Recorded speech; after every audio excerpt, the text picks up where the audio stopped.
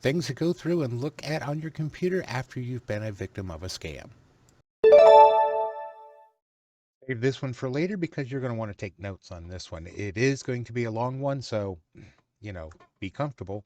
So after you have determined that you've been a victim of a scam, first thing you need to do is one, disconnect your computer from the internet. And so you're either going to unplug the Ethernet cord from the back of your computer, disconnect from the Wi-Fi, or if all else fails, go just completely turn off the internet box so you don't have internet connection to your device. Next thing, you're going to call your financial institutions that you've been compromised with and get those accounts taken care of.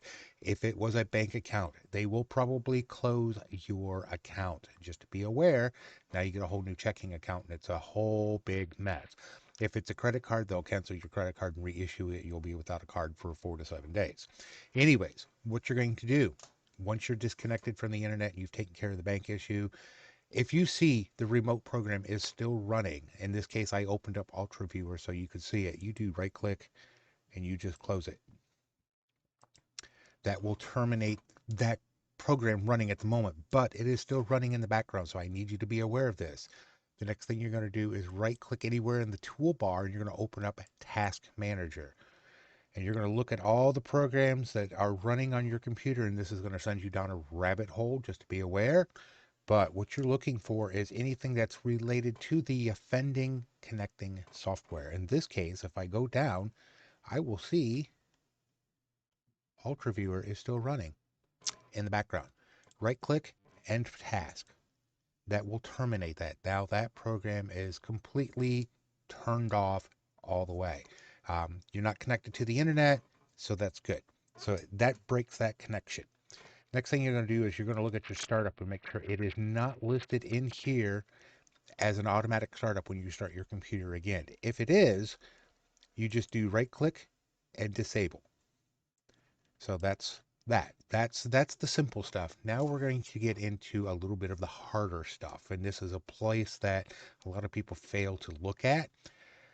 Many times when they are in your computer, they will put in a secondary remote system to get into your computer later, or they will trigger the remote program to activate when you're not around. So let me show you where to look for that. So you're going to click in your search box, you're going to type in Task Scheduler. You're going to open it up and you're going to click on this history or library. And if you looky there, Ultraviewer set to start up on the next time the computer restarts. This can be programmed for an event like a startup, a login. It could be set up for time. So they could actually get in there and trigger this to do at like 3 o'clock in the morning when you're asleep.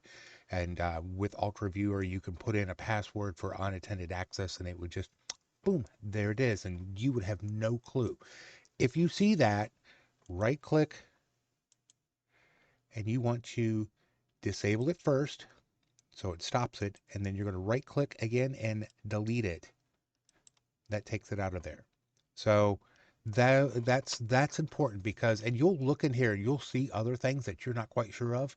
Using your phone or another computer, do the research on what it is that's running in the background and what they're doing. I mean, you could look at the properties of this. So like if you look at the properties, it'll tell you what the trigger is. If there's a trigger point like startup, login, 3 o'clock in the morning, it'll tell you what the action is. It's going to start a program in this particular case. Conditions, if the computer is idle, if it's sitting idle, then run the program. Settings, you know, run the program, stop it after 3 days. That's the most common one. But these remote programs, they're wonderful. They're wonderful tools for real professionals like myself to use, but they're great for scammers also because then they can go in and just program your computer to allow remote access to your computer at any time at will. And this is why banks have me go through client computers after they have been a victim to make sure that all of this stuff has been removed. So those are the places you're going to look. Like I said, and some of this is going to drive you down a rabbit hole, like the task manager. You start seeing all those different programs that are running in your computer at any given time. Yeah, go ahead, look those up and see what they are. Most of the time, they're legitimate Windows applications that are running in the background, or a specific program like QuickBooks or something like that. But if it's one you find out it's a remote backdoor and you want to turn it off, absolutely turn it off. And like I said, it's not uncommon to see where they use one program to remote into your computer and then they install another one in the background that you don't see. So make sure you're doing that. Once you've got all of that taken care of, you're going to reconnect to your internet. You're going to go back to all of your websites. You're going to change the passwords on your accounts.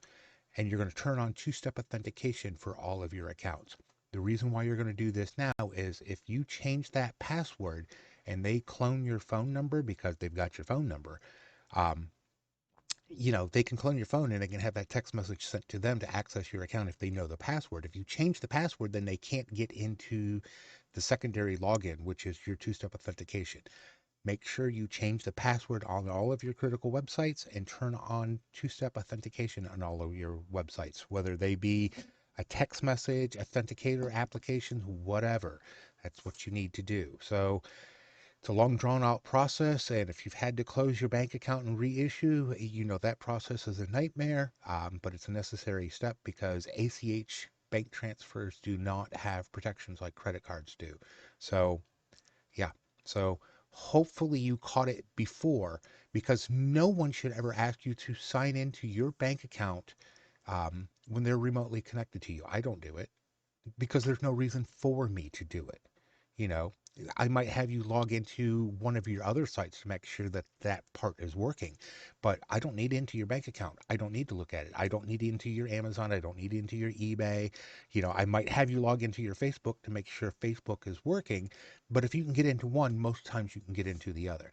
If you're still having problems logging into a financial institution after you've done this, then contact the financial institution and have them help you. And if they need a pair of technical hands on site, call me. I'll be glad to assist in that way. But yeah, that's just one of the many, many things you can do. Also, techie people, if you know of other places to look in a computer that I have forgotten or I don't know about, tag it in the comments below. Let us all know so we all can look for these places and get those taken care of. Please take a moment to like, share, comment, follow, visit the website. That'll be $24.99 payable in Bitcoin. I'm just joking. No, seriously, do the steps that I recommended. Like I said, look at the comments if someone else has made other suggestions of places to look. Do that too. But yeah, stay safe out there. If it doesn't feel right, if just don't do it. And lastly, if you can't drive to that location and slap the person who's remoting into your computer, don't let them into your computer.